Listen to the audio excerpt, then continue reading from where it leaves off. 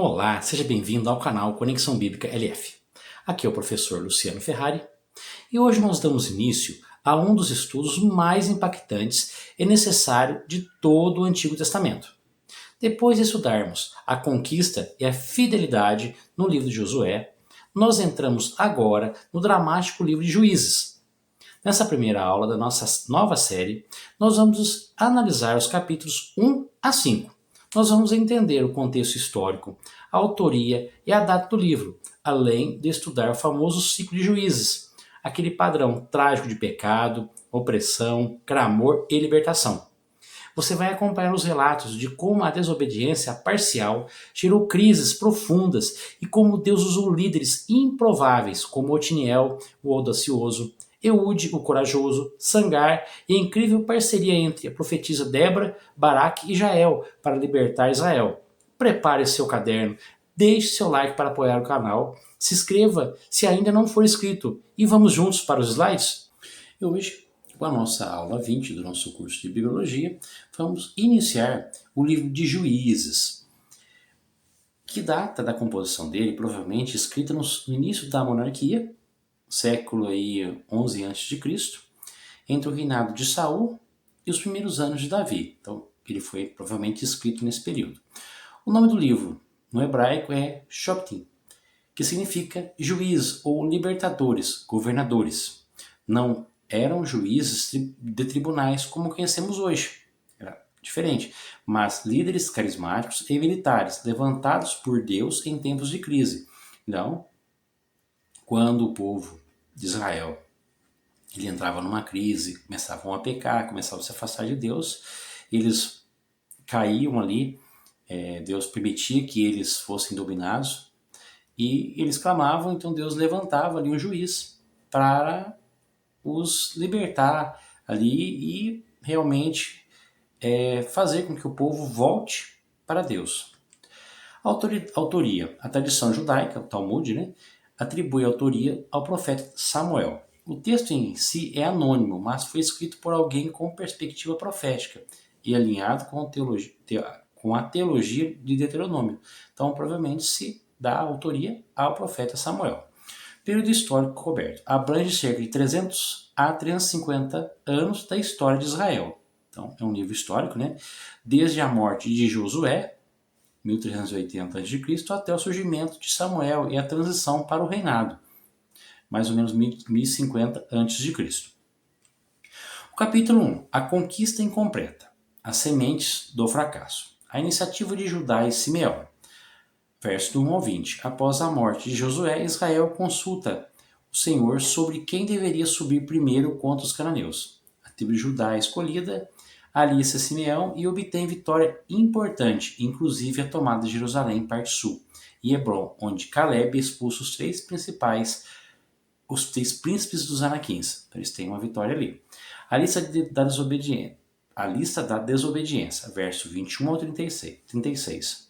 O capítulo transita para um tom sombrio, ao revelar que Benjamim, Manassés, Efraim, Zebulon, Asser, Naftali e Dan não expulsaram completamente os habitantes cananeus. Então, quando eles tomaram a posse da terra, eles não expulsaram totalmente os habitantes lá. Em vez disso, permitiram que habitassem entre eles e os sujeitaram a trabalhos forçados, descumprindo a ordem direta de Deus. Então, eles tinham que ter expulsado, mas não o fizeram. No capítulo 2, o anjo do Senhor em Boquim é a teologia de Juízes. A repreensão divina em Boquim, verso do 1 ao 5. O anjo do Senhor sobe de Gilgal a Boquim e confronta Israel por ter feito aliança com habitantes da terra e não ter derrubado seus altares.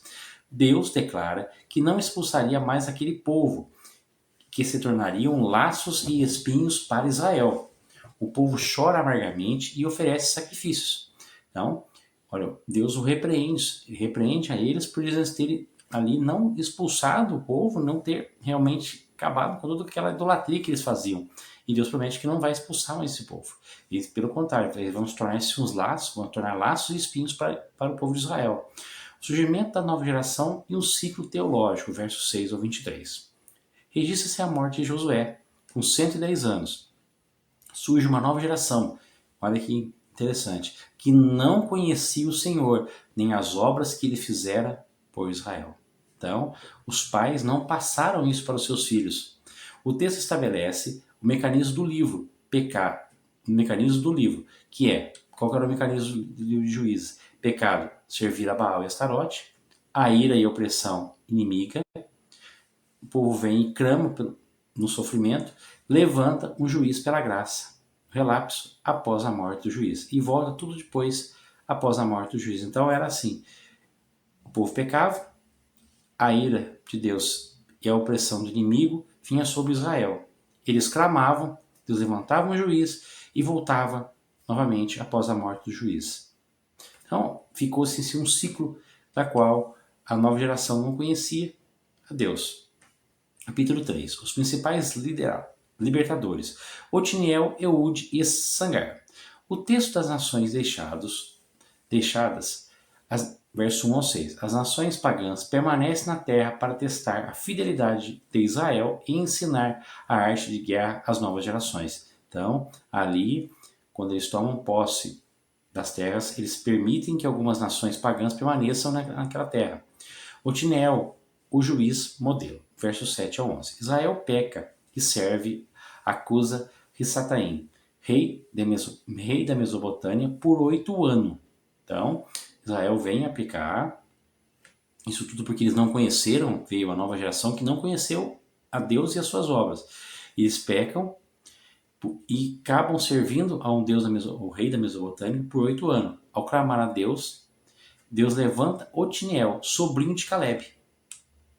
O Espírito do Senhor vem sobre ele, ele derrota os inimigos e a terra repousa em paz por 40 anos. Então, por 40 anos ali não se houve guerra e o povo continuou ali em paz.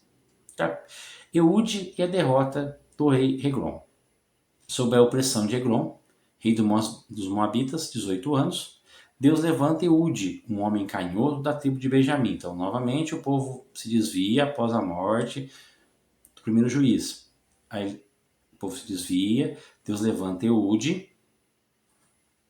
ele vai ali libertar esse povo. Com uma estratégia audaciosa e uma espada de 2 gumes oculta, Eude mata o rei de Eglon em seu aposento e lidera a libertação. A terra repousa por 80 anos. Então ele vai ali com uma espada, ele tem uma estratégia de conversar com o rei, e não é por acaso que a Bíblia até coloca ali que ele era um homem canhoto. Então ele usava a espada com a mão esquerda. E quando os homens eram revistados para conversar com o rei, eles revistavam do lado que você vai puxar a espada, que era o lado esquerdo. E como ele era canhoto, ele colocou a espada para o lado direito. E quando eles foram ali revistá-lo, não acharam nada e ele escondeu. Então ele foi lá e colocou, enfim, e matou o rei ali, rei Eglon, no seu aposento. Então ele conseguiu libertar Israel e Israel repousou ali por 80 anos. Sangar, um registro rápido e impactante. Com apenas uma arguilha de bois, Sangar liberta Israel, libertando-os de 600 filisteus. Então, novamente, passou os 80 anos, o pessoal veio a pecar de novo, desviar do Senhor, Deus levanta Sangar. E ele ali com uma arguilha, com uma vara, né, de puxar boi, ele liberta Israel novamente. Deus usa ele ali para libertar Israel. Capítulo 4. Débora, Baraque e a vitória nas águas de Megido. A opressão de Jabim e Sísera. Verso 1 ao 3. Israel volta a fazer o que era mal. Deus os entrega na mão de Jabim, rei de Canaã, cujo comandante do exército era Sísera, dono de 900 carros de ferros, que oprimia o Israel brutalmente por 20 anos. Então, o povo de Israel volta a pecar novamente, volta a se desviar de Deus, seus caminhos, e vai ser oprimido ali pelo rei de Canaã agora. Deus levanta ali, novamente, ali um novo juiz, uma juíza no caso, né? O chamado de Débora e a hesitação de Baraque, verso 4 ao 10. Débora, uma profetisa e juíza em Israel. Então, uma mulher ali foi se tornar-se profetisa e juíza de Israel. Convoca Baraque e transmite a ordem de Deus para formar um exército no Monte Tabor. Então Deus através de Débora, comissiona ali Baraque para que fizesse ali um exército, constituísse um exército. Baraque exige que Débora vá com ele.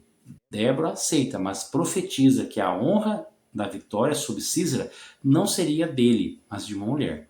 Então, Débora tem essa revelação para que Baraque convocasse ali um exército, mas Baraque não quis ir sozinho, quis que Débora fosse junto. Então ela profetiza que realmente a honra daquela vitória não será dele, mas será de uma mulher. A batalha e o fim de Císera por Jael, verso 11 a 24. Deus transtorna os carros e o exército de Císera diante de Baraque. Císera foge a pé e se esconde na tenda de Jael, uma mulher queneia. Enquanto ele dorme exausto, Jael encrava uma estaca de tenda em sua fonte, né?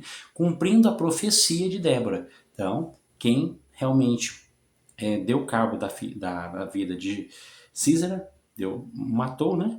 Foi Jael, uma mulher ali que realmente teve a vitória final. Capítulo 5. O Cântico de Débora. Teologia, louvor e história. A exaltação à soberania de Deus. Verso 1 a 11. Um dos poemas mais antigos e belos da literatura bíblica. Embora Débora e Baraque cantam celebrando como o próprio Deus interveio na natureza, fazendo o rio Quizon transbordar e atolar os carros de ferro de Císera. Então é um poema muito bonito e ele conta praticamente a história daquilo que aconteceu realmente ali daquela vitória.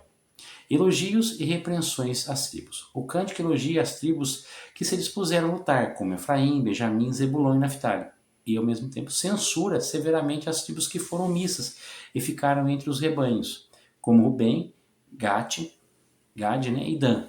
O cântico encerra abençoando o ato de Jael e desejando que todos os inimigos do Senhor pereçam. E a terra ali repousou por 40 anos.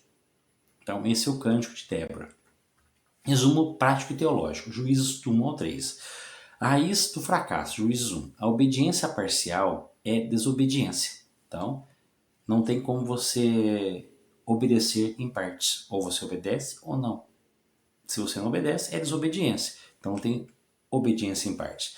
Toleramos pequenos focos de desacordo com a palavra e eles acabam virando espinhos nas nossas costelas. Então, cuidado com os espinhos, né? Porque às vezes achamos que são coisas simples, são pequenas, mas no futuro ele acaba sendo um tropeço para nós.